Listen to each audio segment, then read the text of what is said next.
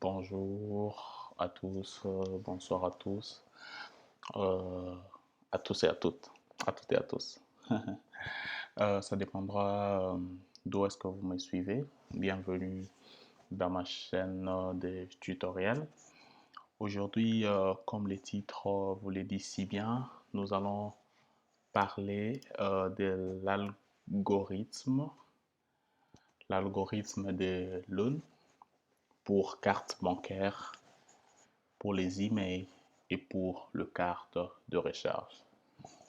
Je crois bien que tout le monde ou un grand nombre de gens euh, savent ce que c'est une carte bancaire, c'est quoi euh, l'email. L'email, c'est un numéro qui est associé à votre téléphone qui sort lorsque vous faites étoile dièse 06 dièse, ce qui vous permet, c'est en quelque sorte un numéro d'identification unique de votre téléphone. Et puis votre carte bancaire, c'est votre carte Visa, votre carte Mastercard, votre carte Discover, votre carte American Express, Maestro, carte bleue, toutes les cartes qui ont une puce. Ou même si elles n'ont pas de puce, ça peut être une carte magnétique, une carte que vous utilisez pour payer les trains et ainsi de suite. Donc, aujourd'hui, je vais vous parler un peu de comment est-ce que ça se passe, quand est-ce qu'on valide, comment est-ce que tu peux partir sur un site online, tu veux payer, si tu commences à faire entrer les numéros d'une carte bancaire aléatoirement, pourquoi ça ne passe pas? Pourquoi ça vous dira que le numéro de carte introduit n'est pas correct? Comment est-ce que euh, tous ces systèmes reconnaissent qu'une carte bancaire est valide? Comment est-ce que si tu commences à chercher un numéro de carte de recharge RTL, Vodacom, Africell, et deux fois ça ne passe pas comme prévu et vous avez un message d'erreur? C'est parce que il y a des mécanismes derrière. Il y a un algorithme qui tourne derrière tous ces systèmes pour valider qu'une carte bancaire, un numéro email ou une carte de recharge est correcte ou pas. Alors aujourd'hui, avec ce tutoriel, je vais vous parler de l'algorithme de Loon, qui est un ingénieur qui a travaillé pour IBM et à qui on doit cette validation pour les cartes bancaires, les emails et les cartes de recharge. Donc, pour commencer, j'ai préparé quelque chose pour vous. Voilà, par exemple, comme vous le savez tous, les cartes bancaires ont des numéros. C'est une suite numérique. Il y a des cartes bancaires généralement avec 16 chiffres. Il y a des cartes bancaires avec 19 chiffres. Et vous verrez d'autres cartes bancaires avec 15 chiffres, par exemple. Mais qu'est-ce qui fera la particularité de chaque carte bancaire? Comme vous le savez, si vous ne le savez pas encore, une carte bancaire est constituée de trois parties. La première partie, c'est les 6 premiers chiffres d'une carte bancaire. Par exemple, là, j'ai pris euh, une carte au hasard sur Internet. Par exemple, j'ai les 6 premiers, j'ai ici 4 et puis j'ai 6. Donc, les 6 premiers chiffres d'une carte bancaire, c'est ce qu'on appelle les BIN. BIN signifie Bank Identification Number. C'est à partir de ces 6 premiers chiffres qu'on va reconnaître la banque émettrice de votre carte bancaire. Par exemple, le 67 06 76 ici correspond à une banque russe. J'avais fait des recherches et ça correspond à une banque, une banque russe. Et puis, les derniers chiffres, c'est ce qu'on appelle le check value. C'est souvent cette valeur qui décide, qui vérifie que cette carte bancaire est valide ou pas. Et puis, les restes, par exemple, tout ça, c'est ce qu'on appelle les count numbers. Donc, ici, on a les BIN. Le BIN, c'est les Bank Identification Number. Et puis ça, on a les compte number ou le numéro du compte associé à votre carte. Et puis ça, c'est ce qu'on appelle la check value. Mais comment est-ce que si vous voyez par exemple ces numéros ici, comment vous saurez que c'est une carte bancaire qui est valide?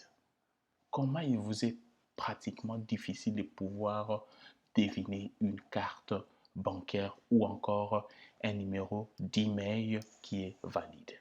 Je vais vous montrer avec ce tutoriel comment est-ce que vous pouvez créer par exemple un numéro de carte valide.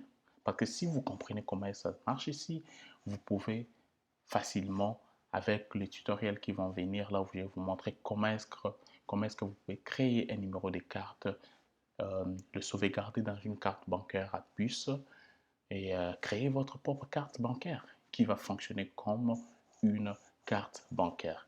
Et comme je l'ai dit toujours dans tous mes tutoriels, tout ce que je donne ici, c'est pour des faits purement pédagogiques. Je montre juste aux gens comment est-ce qu'on peut partager les connaissances sans pour autant que ça soit utilisé pour des fins autres que pédagogiques. Donc, ne venez pas inbox pour me dire comment je vais dupliquer une carte, je vais faire ceci d'une carte. Je vous donne ceci pour juste de fin pédagogique. Allez, on va y aller. Comment est-ce qu'on va vérifier qu'un numéro de carte bancaire est valide? Vous pouvez faire la même chose avec votre carte Maestro, Visa, Mastercard, ainsi de suite. Par exemple, déjà, si je regarde ici, je vois qu'une carte bancaire qui commence par 6, c'est une carte Mastercard et puis une distribution, c'est Maestro. Une carte qui commence avec 5, généralement, qui commence par 4, c'est Visa. Si ça commence par 5 ou 6, c'est Mastercard. 6, 7, c'est souvent Maestro. Voilà, je prends par exemple ce numéro de carte. Je vais vous montrer comment est-ce qu'on va vérifier la validité de cette carte. Qu'est-ce qu'on va faire? Vous prenez le numéro de votre carte. Par exemple, là, c'est ça, ma carte bancaire. Je commence de la droite vers la gauche. Par exemple, je fais ceci. Donc, je vais commencer ici en allant vers la gauche. Donc, de droite vers gauche. Et qu'est-ce que je vais faire? Si vous lisez bien la deuxième ligne, qu'est-ce que j'ai dit? You have double from right to left every second position digit. Donc, par exemple, ici, je vais commencer à doubler tous les chiffres qui se trouvent à la position numéro, à une position paire. Par exemple, 1, je ne vais pas la doubler, je vais doubler 2, je vais doubler 6, ok? Je vais doubler 1, je vais doubler 7, je vais doubler 8, ainsi de suite. Donc, on fait cet exercice. Ça, c'est la première étape. Donc, 1, on laisse 1, on double 2. Ça fait 1 et 4. Je laisse 8, je double 6. Je laisse 2, je double 1. Je laisse 9, je double 7. Jusqu'à la fin, je laisse 7 et je double 6. Ce qui me fait 12. Maintenant, on regarde les valeurs qu'on a doublées. Si seulement vous remarquez que une valeur est plus grande que 9, vous la retranchez par 9. Par exemple, ici, 12 est plus grand que 9. Je vais faire 12 moins 9. Donc, d'abord, je fais 1. 4 n'est pas supérieur à 9, donc je vais faire 1 plus 4, ça fait 5.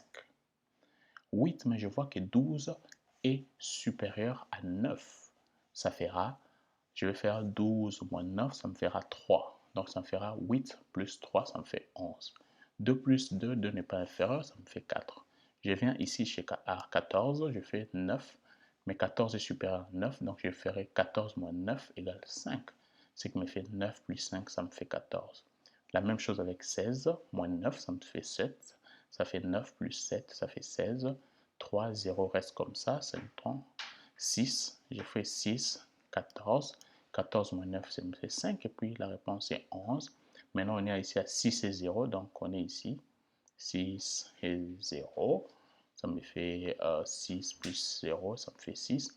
Et puis là, on a 7 et 6. On double 6, ça me fait 7 et 12. 12 moins 9, ça me fait 3. qu'est-ce que vous faites maintenant? Vous faites la somme de toutes les valeurs que vous avez trouvées.